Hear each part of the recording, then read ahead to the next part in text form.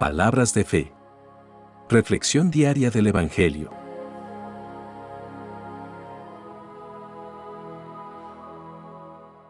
Lectura de la primera carta del apóstol San Pablo a los Tesalonicenses, capítulo 4, versículos 13 al 18. Hermanos, no queremos que ignoren lo que pasa con los difuntos, para que no vivan tristes, como los que no tienen esperanza. Pues si creemos que Jesús murió y resucitó, de igual manera debemos creer que a los que murieron en Jesús, Dios los llevará con él. Lo que les decimos, como palabra del Señor, es esto: que nosotros, los que quedemos vivos, para cuando venga el Señor, no tendremos ninguna ventaja sobre los que ya murieron. Cuando Dios mande que suenen las trompetas, se oirá la voz de un arcángel, y el Señor mismo bajará del cielo. Entonces, los que murieron en Cristo, resucitarán primero, después nosotros, los que quedemos vivos, seremos arrebatados, juntamente con ellos entre nubes, por el aire, para ir al encuentro del Señor, y así, estaremos siempre con Él. Consuélense pues, unos a otros, con estas palabras. Palabra de Dios.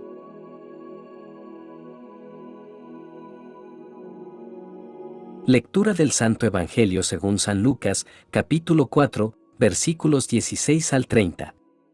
En aquel tiempo, Jesús fue a Nazaret, donde se había criado. Entró en la sinagoga, como era su costumbre, hacerlo los sábados, y se levantó para hacer la lectura.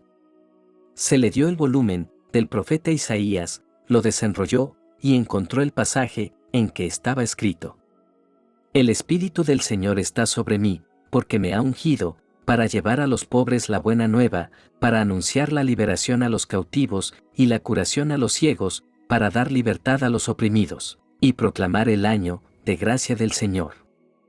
Enrolló el volumen, lo devolvió al encargado, y se sentó. Los ojos de todos los asistentes a la sinagoga estaban fijos en él. Entonces comenzó a hablar, diciendo: Hoy mismo se ha cumplido este pasaje de la Escritura que ustedes acaban de oír. Todos le daban su aprobación y admiraban la sabiduría de las palabras que salían de sus labios, y se preguntaban: ¿No es este el hijo de José?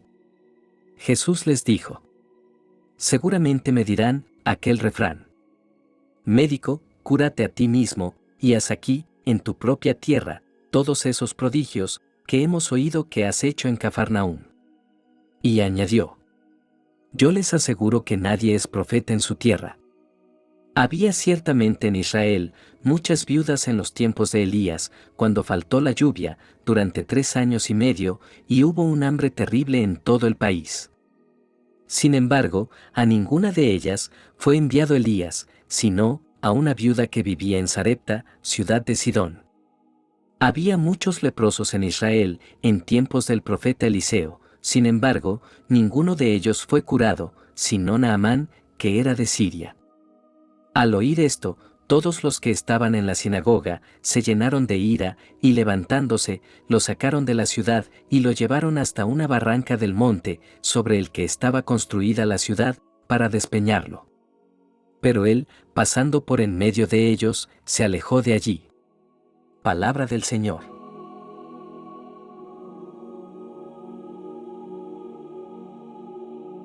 Hoy nos encontramos ante 2 pasajes bíblicos que nos invitan a reflexionar sobre el propósito de nuestra vida y la esperanza que encontramos en Cristo.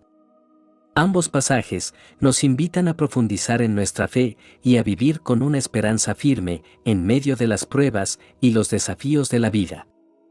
La primera lectura nos habla sobre la esperanza de la resurrección y el encuentro glorioso con nuestro Señor en su segunda venida. El apóstol Pablo aborda un tema sensible, pero vital, la cual es la muerte de los creyentes. En la comunidad de Tesalónica, algunos creyentes estaban preocupados por aquellos que habían fallecido antes de la segunda venida de Cristo. Pablo les asegura que no deben estar afligidos como aquellos que no tienen esperanza.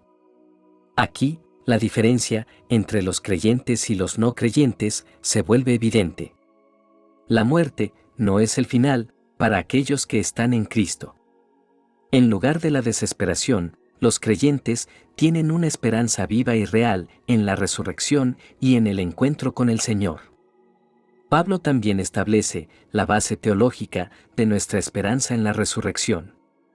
La muerte y resurrección de Jesús son fundamentales para nuestra fe.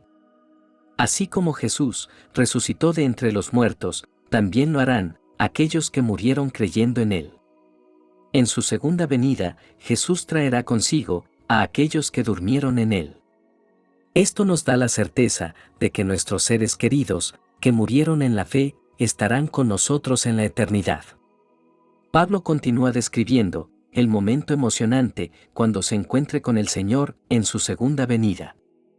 Nos presenta una imagen asombrosa, el retorno glorioso de nuestro Señor Jesucristo. La voz de mando, la trompeta de Dios y la voz del arcángel anunciarán su llegada. Los muertos en Cristo resucitarán primero, y luego, los creyentes que estén vivos serán arrebatados para encontrarse con Él. Este es un evento de gran esperanza y anticipación para todos los que pertenecen a Cristo. El encuentro con el Señor, la resurrección y la eternidad en su presencia son fuentes de consuelo y fortaleza en medio de las luchas y desafíos de la vida. Queridos hermanos, esta lectura nos ofrece una visión celestial y llena de esperanza. Nos recuerda que nuestra fe en Jesucristo va más allá de esta vida terrenal. La muerte no es el final, sino un paso hacia la vida eterna. La resurrección de Cristo es la garantía de nuestra propia resurrección. Esto significa que podemos enfrentar la muerte con valentía y esperanza, sabiendo que la victoria ya ha sido ganada por nuestro Salvador. El pasaje de la lectura también nos anima a vivir con una expectativa constante de la segunda venida de Cristo. Saber que un día nos encontraremos con nuestro Señor nos motiva a vivir con integridad y devoción en cada área de nuestras vidas. Nuestra esperanza en la resurrección y el encuentro con el Señor debe impactar cómo vivimos aquí y ahora. Entonces, ¿cómo podemos aplicar esta enseñanza en nuestra vida diaria? En primer lugar, debemos cultivar la esperanza. Meditemos en estas verdades con frecuencia. Recordemos que nuestra vida no termina en esta tierra, sino que está destinada a una eternidad con Dios. En segundo lugar, busquemos el consuelo en el dolor.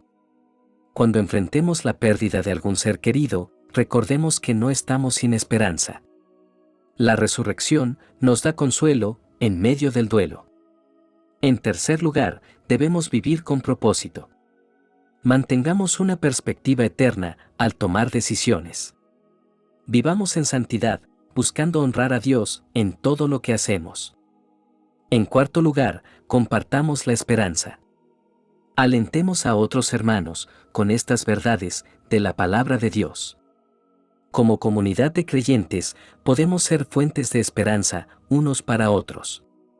Y por último, debemos estar preparados para el encuentro con el Señor. Vivamos con la expectativa de su venida. Mantengamos nuestras vidas en orden y nuestras lámparas encendidas, como lo instó Jesús en sus enseñanzas. En el Evangelio de hoy, encontramos una lección profunda sobre la aceptación y el rechazo de la palabra de Dios, así como el llamado a vivir en la gracia y el amor de Cristo.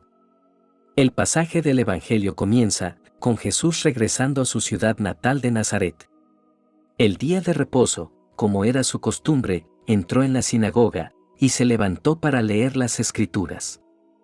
Le entregaron el libro del profeta Isaías y Jesús leyó las palabras proféticas que resonarían en los corazones de todos los presentes. Estas palabras revelan la misión y el propósito de Jesús en la tierra. Él vino para sanar a los quebrantados de corazón, para liberar a los cautivos de sus cadenas y para dar esperanza a los oprimidos. Esta lectura resonó profundamente en aquellos que lo escucharon, ya que anhelaban la llegada del Mesías prometido, que traería consuelo y redención. Sin embargo, lo que sigue es un giro sorprendente en la historia. Jesús estaba afirmando que él mismo era el cumplimiento de estas profecías mesiánicas. Él era el ungido por Dios para llevar a cabo esta misión de salvación. Esta revelación debió haber impactado a todos los presentes, pero en lugar de recibirlo con alegría, se encontraron con el rechazo. La respuesta inicial de la gente fue de asombro y asentimiento. Se maravillaron de las palabras sabias que salían de su boca. Pero la incredulidad se apoderaron de ellos cuando recordaron que Jesús era el hijo de José, el carpintero. No podían reconciliar su conocimiento previo de Jesús con la grandeza de la misión que él estaba proclamando. Jesús, en su sabiduría, entendió el escepticismo en sus corazones y les recordó dos ejemplos del Antiguo Testamento de cómo Dios envió a Elías a una viuda en Sarepta y cómo sanó a Naamán, el sirio. Estos ejemplos subrayaban que Dios opera más allá de las expectativas humanas y a menudo trabaja a través de personas que no son reconocidas por su estatus social o étnico. Este giro en la narrativa revela una verdad fundamental sobre la aceptación y el rechazo de la palabra de Dios. A menudo, nuestras expectativas pueden nublar nuestra percepción de la verdad divina. Podemos perder la oportunidad de experimentar la gracia de Dios cuando desestimamos a quienes Él elige como instrumentos de su obra. La gente en Nazaret no pudo superar su propia comprensión limitada de Jesús como el hijo de José, lo que los impidió recibir la plenitud de su mensaje de redención. Es importante notar que el rechazo de la gente en Nazaret no desanimó a Jesús. Él no cedió ante la incredulidad y continuó con su misión de enseñar, sanar y salvar.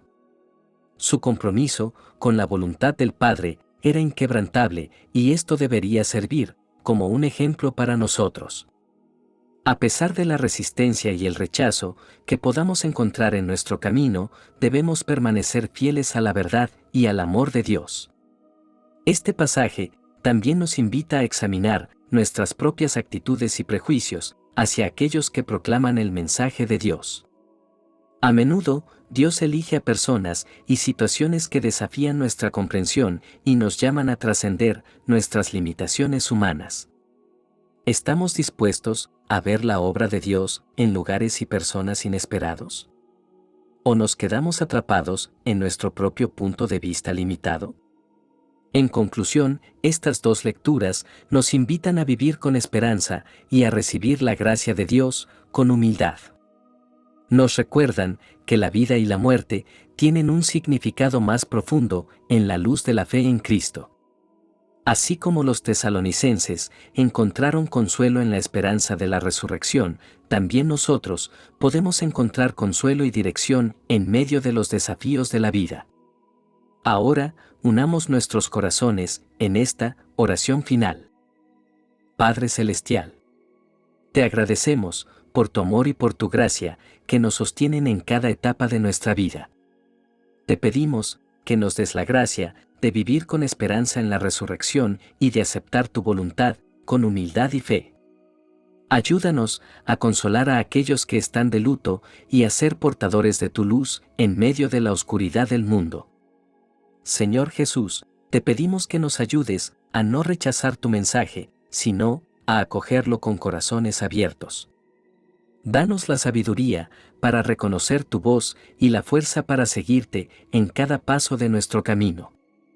Que podamos vivir de acuerdo a tu voluntad y ser testigos fieles de tu amor y de tu verdad. Espíritu Santo, ven y llénanos con tu luz. Inspíranos a vivir con esperanza y a confiar en la promesa de la resurrección. Guíanos en nuestras decisiones y ayúdanos a crecer en santidad y amor fraterno. Dios de misericordia, te confiamos nuestras vidas y nuestras preocupaciones. Ayúdanos a vivir cada día con una profunda confianza en tu amor y en tu plan para nosotros. Que podamos encontrar consuelo en la esperanza de la vida eterna y vivir en plena comunión contigo. Te lo pedimos en el nombre de Jesús, nuestro Salvador. Amén. Que la bendición de Dios te acompañe en este día. Si te gustó esta reflexión, déjanos un comentario y no se te olvide compartir con los demás la palabra de Dios.